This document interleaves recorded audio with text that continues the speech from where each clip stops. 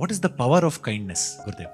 ನೋಡಿ, ಕೈಂಡ್ನೆಸ್ ನೀವು ಮೇಲಿಂದ ಪ್ರಾಕ್ಟೀಸ್ ಮಾಡೋಕ್ಕಾಗೋದಿಲ್ಲ. ಅದು ನಿಮ್ಮ ಸ್ವಭಾವದಿಂದ ಬರುತ್ತೆ, ನಿಮ್ಮ ಸ್ವಭಾವದಲ್ಲಿ ಇದೆ. ಆದರೆ ನೀವು ಸ್ಟ್ರೆಸ್ಸಲ್ಲಿದ್ದಾಗ, ಟೆನ್ಷನಲ್ಲಿದ್ದಾಗ ನಿಮ್ಮ ಕೈಂಡ್ನೆಸ್ ಹೊರಗೆ ಬರೋದಿಲ್ಲ. ಇವಾಗ ನೀವು ತುಂಬ ಟೆನ್ಷನ್ ಆಗಿದ್ದರೆ ನಿಮ್ಮ ಮಗು ಬಂದು ನಿಮ್ಗೆ ಕೇಳ್ತಾ, ಅಪ್ಪ ಕರ್ಕೊಂಡು ಹೋಗ್ತಾರೆ, ಅರೆ ಸುಮ್ಮನೆ ನಡಿ ಅಂತ ಬೈತೀರಾ. ಅದೇ ನೀವು ಒಳ್ಳೆ ರಿಲ್ಯಾಕ್ಸ್ ಆಗಿದ್ದಾಗ ಮಗು ಬಂದು ಕೇಳಿದ್ರೆ, ಏನು ಚಿನ್ನ, ಏನು ಮಗು, ಏನಪ್ಪ, ಏನು ಮಾಡಿದೆ, ಚೆನ್ನಾಗಿ ಮಾತಾಡ್ತೀರಾ. ಸೊ ನಮ್ಮ ಮನಸ್ಥಿತಿ ಮೇಲೆ ನಮ್ಮ ಕರುಣೆ ಅಥವಾ ನಮ್ಮ ಸ್ನೇಹ, ನಮ್ಮ ಕುತೂಹಲ ಇವೆಲ್ಲ ಹೊರಗೆ ಹೋಗ್ತದೆ.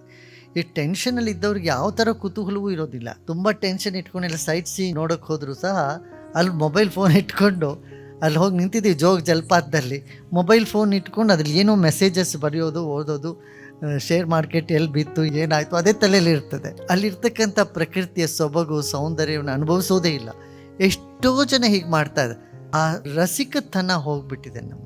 ಯಾವುದೇ ಒಂದು ಪರಿಸ್ಥಿತಿಯ ಆಗಲಿ, ಒಂದು ವಸ್ತುವನ್ನಾಗಲಿ ಚೆನ್ನಾಗಿ ಅದರ ರಸವನ್ನು ಆಸ್ವಾದ ಮಾಡ್ತಕ್ಕಂಥ ಆ ಎಬಿಲಿಟಿ ಹೋಗ್ಬಿಡ್ತದೆ. ಯಾಕೆ ಅಂತಂದರೆ ಟೆನ್ಷನಲ್ಲಿ ಇರ್ತೀವಿ. ಅದಕ್ಕೆ ಟೆನ್ಷನಿಂದ ದೂರ ಆದರೆ ನಮ್ಮಲ್ಲಿ ಸಹಜವಾಗಿ ಕರುಣೆ ಇರ್ತದೆ, ಸಹಜವಾಗಿ ಪ್ರೀತಿ ಇರ್ತದೆ, ವಿಶ್ವಾಸ ಇರ್ತದೆ, ಸ್ನೇಹ ಇರ್ತದೆ, ಇವೆಲ್ಲ ಸಹಜವಾಗಿದ್ದೇ ಇರ್ತದೆ.